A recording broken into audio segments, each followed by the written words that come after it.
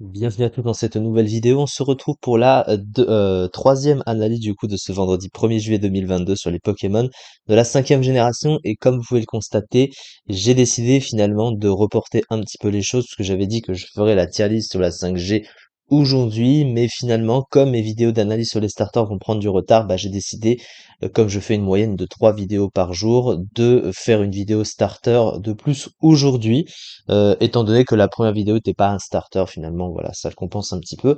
Il restera une vidéo du troisième starter qui viendra plus tard, tout autant que la tier list, je ne sais pas quand encore, mais voilà, j'ai décidé d'inverser un petit peu.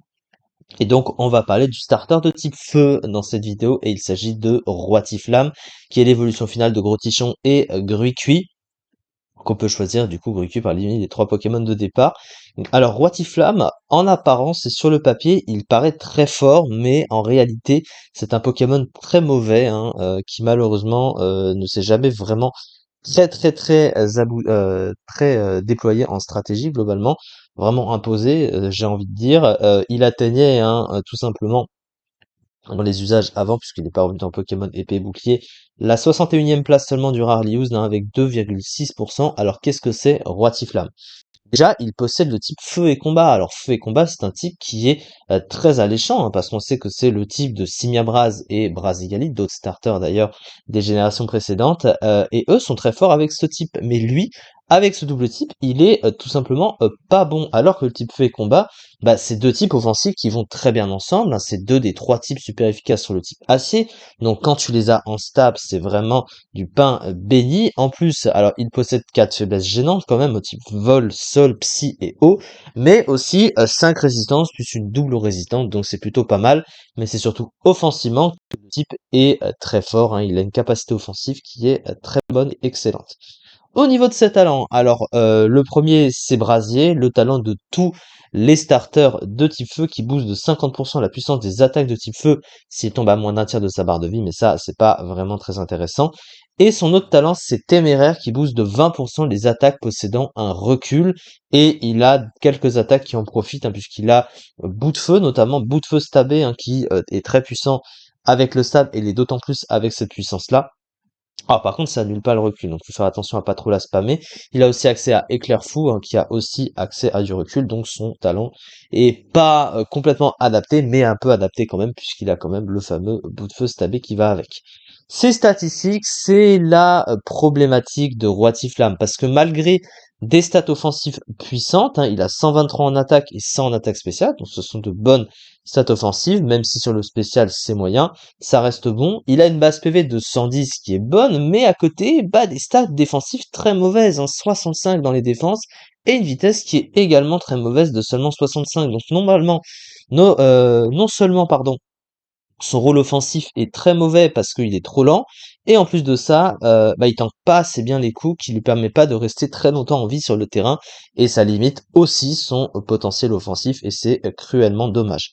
Son move pool, alors qu'est-ce qu'il possède globalement? Il a des attaques de type feu à rallonge, hein, évidemment, déflagration, lance-flamme, bout de feu qui va avec téméraire.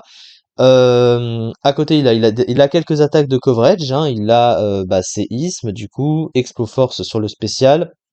Il a aussi tête de fer, éboulement, lame de roc, coup bas aussi, hein, une petite priorité. Par contre, sur le plan des attaques de type combat, il n'a que surpuissance de plus puissant. Il n'a pas accès ni à close combat ni à Vampipon, ce qui est assez étonnant d'ailleurs pour un type combat comme lui, alors que ses collègues Brazegali et Simiabraz possèdent les deux options. Alors je sais pas trop pourquoi lui n'y a pas droit, alors qu'il a largement le potentiel pour ça, va savoir. Mais déjà, ça c'est quand même un problème, c'est-à-dire que surpuissance, si c'est sa seule option offensive physique, la plus puissante, j'ai envie de dire, mais en contrepartie, ça baisse son attaque et sa défense. Ça, c'est pas vraiment voulu pour ce genre de Pokémon qui préfère au contraire taper toujours plus fort pour pallier à ses mauvaises défenses et sa mauvaise vitesse.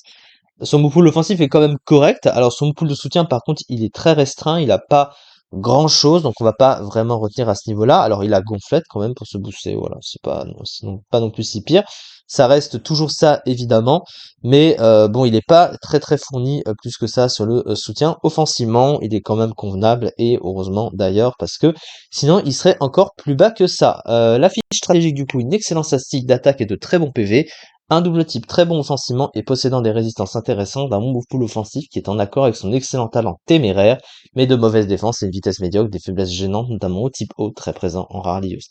Le problème, c'est que ce Pokémon, avec ses stats défensives et de vitesse, est mal adapté pour son potentiel offensif et il est donc largement surclassé par ses collègues du même double type et de beaucoup de Pokémon offensifs aussi à côté, que ce soit de type feu ou de type combat. Cela va sans dire. En tout cas, c'est ça pour cette vidéo.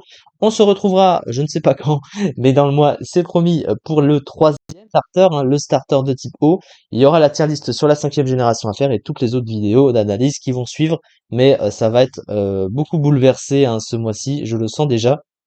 En tout cas, merci beaucoup de m'avoir suivi pour cette vidéo aussi et à très vite pour la suite.